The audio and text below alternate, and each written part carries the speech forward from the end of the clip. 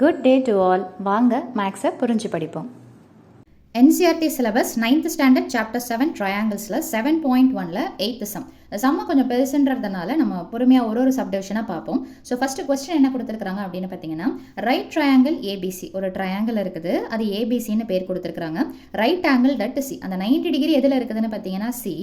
M is the mid point of the hypotenuse. உங்களுக்கு வந்துட்டு diagram இந்த மாதிரி கொடுத்துருப்பாங்க. ஸோ அப்போ என்னென்னு பார்த்தீங்கன்னா, ஏபிசின்றது ஒரு ரைட் ட்ரையாங்கிள்னு சொல்லிட்டு சொல்கிறாங்க. ரைட் ட்ரையாங்கிள் எந்த இடத்துல இருக்குது, அதாவது 90 டிகிரி எந்த இடத்துல இருக்குதுன்னு பார்த்தீங்கன்னா சியில் இருக்குது அப்படின்னு சொல்லிட்டு சொல்கிறாங்க. எம்ன்றது என்ன சொல்கிறாங்கன்னு பார்த்தீங்கன்னா mid point of the hypotenuse. அப்போ இந்த ட்ரையாங்கிள் மட்டும் எடுத்தீங்கன்னா இதோடைய மிட் பாயிண்ட் என்ன இருக்குதுன்னு பார்த்தீங்கன்னா எம், அதாவது ஹைபோட்டனஸ் 90 டிகிரிக்கு ஆப்போசிட்டாக இருக்கிற சைடு தான் ஹைபோட்டனஸ், அதோடைய மிட் பாயிண்ட் எம்னு சொல்லிட்டு சொல்கிறாங்க. ஸோ அடுத்த லைன் என்ன கொடுக்குறாங்க அப்படின்னு பார்த்தீங்கன்னா, so C is joined to M and produced to a point D. So C வந்துட்டு எம்மோட ஜாயின் பண்ணி அதிலிருந்து டிக்கு நம்ம ப்ரொடியூஸ் பண்ணுறோம் அப்படின்னு சொல்லிட்டு சொல்கிறாங்க. ஓகேங்களா? ஸோ இப்போ என்னென்னா such that DM is equal to CM, இந்த ரெண்டுத்துடைய அளவும் சமமாக இருக்கிற மாதிரி தான் நம்ம வரைகிறோம். ஓகேங்களா? இது மிட் பாயிண்ட்ன்ற மாதிரி இந்த லைனுக்குமே நம்ம கணக்கு எடுத்துக்கிறோம். ஸோ இப்போ என்ன சொல்கிறாங்க, point D is joined to point B. டியை பியோட கனெக்ட் பண்ணும்போது உங்களுக்கு இந்த பக்கம் இப்படி ஒரு ட்ரையாங்கிள் கிடைக்கும், இப்படி ஒரு ட்ரையாங்கிள் இருக்கும். ஸோ இந்த வைஸாக பார்க்கும்போதும் ட்ரையாங்கிள் இருக்கும். ஸோ ஷோ தட்னு சொல்லிட்டு ஒரு 4 ஆப்ஷன் கேட்டிருக்கிறாங்க. ஸோ ஃபர்ஸ்ட் ஒன்று நம்ம என்னன்றதை பார்ப்போம். ஸோ ஃபர்ஸ்ட் ஒன் என்ன அப்படின்னு பார்த்தீங்கன்னா, triangle AMC is congruent to triangle என்னன்னு பார்த்தீங்கன்னா பிஎம்டி. இதை நம்ம ப்ரூவ் பண்ண போகிறோம். ஸோ ஃபஸ்ட்டு இந்த ட்ரையாங்கிளை அப்படியே எடுத்துப்போம், கான்க்ருவன்சி இல்லாமல் 2 தனித்தனி ட்ரையாங்கிளாக எடுத்துப்போம், ஏஎம்சி பிஎம்டி. ஸோ இது நீங்கள் இதிலிருந்து நான் தனியாக எடுத்து பிரித்து வரைஞ்சி காமிச்சிருக்கேன். ஸோ தட் உங்களுக்கு சைட்ஸ் என்னன்றது புரியுன்றதுக்காக. ஸோ ஏஎம்சி அதே மாதிரியே பார்த்தீங்கன்னா இதுதான் என்னென்னு பார்த்தீங்கன்னா பிஎம்டி. ஸோ 2 தனித்தனி ட்ரையாங்கிளாக எடுத்துக்கிறோம். இப்போ இதில் பார்த்தீங்கன்னு வச்சுக்கோங்க, நீங்கள் இந்த மெயின் டயக்ராமும் பார்க்கலாம், இந்த டயக்ராமும் பார்த்துக்கலாம். ஸோ ஃபஸ்ட்டு மெயின் டயக்ராமில் என்ன அப்படின்னு பார்த்தீங்கன்னா, ஏஎம்மும் பிஎம்மும், அதாவது நல்லா பாருங்கள், ஏஎம் பிஎம் இந்த சைடு எடுக்கிறோம். ஸோ ஏஎம்மும் பிஎம்மும் சமம். என்ன ரீசன் அப்படின்னு பார்த்தீங்கன்னா எம்ன்றது மிட் பாயிண்ட். ஸோ இந்த லைன் ஓவர். அடுத்தது என்னென்னு பார்த்தீங்கன்னா ஏஎம்சி அப்படின்னா என்ன அர்த்தம், ஏஎம்சி. ஸோ இந்த ஆங்கிளும் அதே மாதிரியே பார்த்தீங்கன்னா பிஎம்டி இந்த ஆங்கிளும் இது எப்படி ஆயிடுச்சு, வெர்டிக்கலி ஆப்போசிட் ஆங்கிள்ஸ். இது ரெண்டும் பேரலல் லைன்ன்ற மாதிரியும் இது வெர்டிக்கலி ஆப்போசிட் ஆங்கிள்ஸ்ன்ற மாதிரியும் ஆயிடுச்சு. ஸோ அப்போ வெர்டிக்கலி ஆப்போசிட் ஆங்கிள்ஸ் எப்படி இருக்கும்னு பார்த்தீங்கன்னா சமமாகத்தான் இருக்கும். அடுத்தது பார்த்தீங்கன்னா CM is equal to DM. So இந்த சைடு எடுத்துக்கிறோம். ஸோ சிஎம்மும் டிஎம்மும் என்னன்னு சொல்லிட்டோன்னு பார்த்தீங்கன்னா சமம். இதை நம்ம சொல்லலை, கொஸ்டின்லேயே பார்த்தீங்கன்னா கொடுத்துருப்பாங்க. So DM is equal to CM. So first ப்ரூஃபுக்கு அவங்க கொடுத்துருக்கிறத வச்சு நம்ம எடுத்து எழுதிக்கிறோம். இது கிவன். ஸோ என்ன ஆயிடுச்சு, ஒரு சைடு மிட் பாயிண்ட்டை வச்சு நம்ம சமம்னு சொல்லிட்டோம், ஒரு ஆங்கிளை சொல்லிட்டோம், அடுத்தது ஒரு சைடை சொல்லிட்டோம். So side angle side criterion படி என்ன அப்படின்னு பார்த்தீங்கன்னா இந்த 2 ட்ரையாங்கிளும் கான்க்ருவென்ட் அப்படின்னு சொல்லிட்டு சொல்கிறோம். எந்தெந்த சைடு நம்ம சொல்லிட்டோம், ஏஎம்மையும் பிஎம்மையும் நம்ம சொல்லிட்டோம். அதே மாதிரி கொஸ்டினில் என்ன கொடுத்துருக்குறாங்க, தட் இஸ் சிஎம். சிஎம்னா இந்த தனி ட்ரையாங்கிளை பாருங்கள், இதுவும் டிஎம்மும் எப்படி இருக்குதுன்னு பார்த்தீங்கன்னா கிவன், அதாவது ஈக்குவல்னு சொல்லிட்டு சொல்லியாச்சு. ஸோ இதை தாண்டி வேறு என்ன நம்ம எக்ஸ்ட்ராவாக இந்த ட்ரையாங்கிளை ப்ரூவ் பண்ணலாம், ஏசியும் பிடியும் ஈக்குவல். ஏன்னா இது நமக்கு பின்னாடி தேவைப்படும். So AC is equal to BD. ஏசின்றது எந்த சைடு, இந்த சைடு. பிடின்றது இந்த சைடு.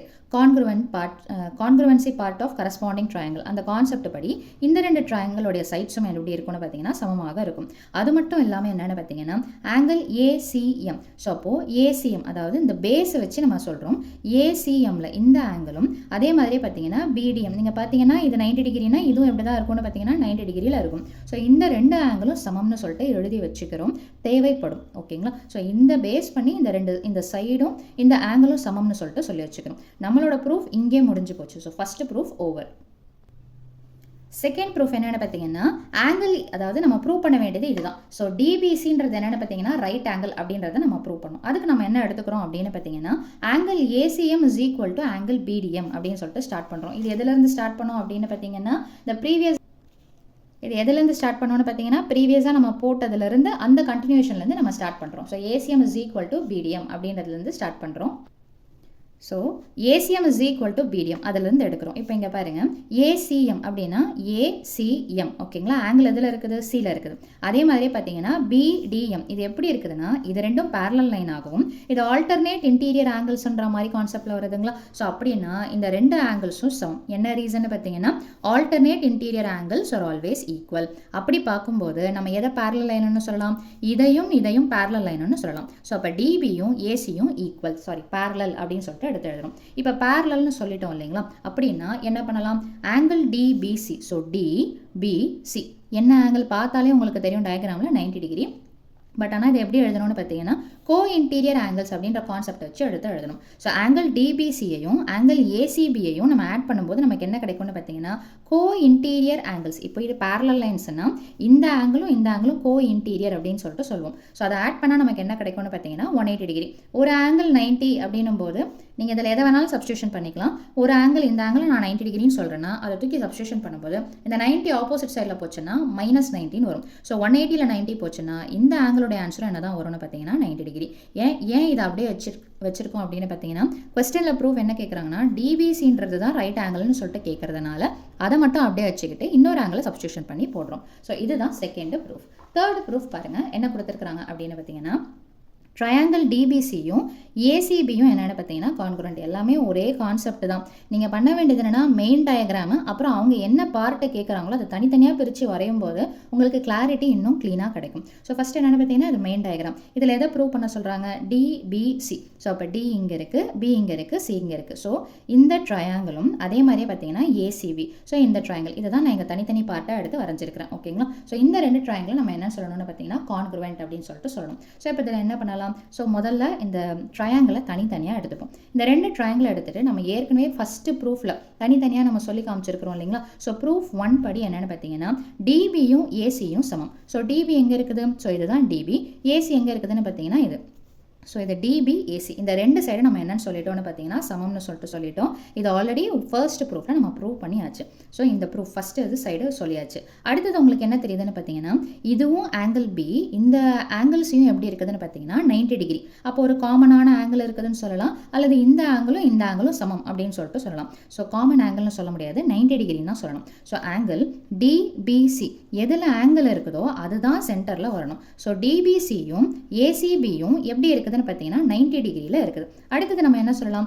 இங்கேயும் பிசி ஒரு பொதுவான சைடு இருக்குதுன்னு சொல்லலாங்களா? ஸோ அப்போ பிசி இஸ் ஈக்குவல் டு சிபின்றது என்னென்னு பார்த்தீங்கன்னா காமன் சைடு. ஸோ இந்த மாதிரி ஒரு சைடு, ஒரு ஆங்கிள், ஒரு சைடு கிரைட்டீரியன் படி இந்த ரெண்டு ட்ரையாங்கிளும் நம்ம என்னன்னு சொல்லலாம்னு பார்த்தீங்கன்னா கான்க்ருவென்ட் அப்படின்னு சொல்லிட்டு சொல்லிடலாம். லாஸ்ட் ப்ரூஃப் என்னென்னு பார்த்தீங்கன்னா CM is equal to half of AB அப்படின்னு சொல்லிட்டு சொல்கிறாங்க. ஸோ CM அப்படின்னா எந்த இடத்துல இருக்குதுன்னு பார்த்தீங்கன்னா half of AB. ஸோ இந்த டயக்ராமே எடுத்துக்கோங்க. CMன்றது இது எப்படி இருக்குதுன்னு பார்த்தீங்கன்னா ஏபியில் பாதியாக இருக்குது. கண்டிப்பாக பாதியாக தான் இருக்கும், ஏன்னா எம்ன்றது மிட் பாயிண்ட். அது எப்படி நம்ம ப்ரூஃப் ஸ்டார்ட் பண்ணுறதுன்னு பார்த்தீங்கன்னா இந்த ப்ரீவியஸ் இது இருக்குது பார்த்தீங்களா, இதை அப்படியே இங்கே கொண்டு வந்துருங்க. ஸோ இந்த ட்ரையாங்கிள் அப்படியே கான்க்ருவென்ட்னு சொல்லிட்டு எந்த ட்ரையாங்கிளும் இந்த பார்ட்டும் கான்க்ருவென்ட் நம்ம ப்ரூவ் பண்ணோம் இல்லைங்களா, அதை திரும்ப எடுத்து எழுதுங்க. ஸோ இதை பொறுத்த வரைக்கும் என்ன அப்படின்னு பார்த்தீங்கன்னா AB is equal to DC. நம்ம ப்ரூவ் பண்ணக்கூடிய ஏரியா இன்னொரு ஏரியா என்னென்னு பார்த்தீங்கன்னா ஏபின்றது இந்த சைடுங்களா.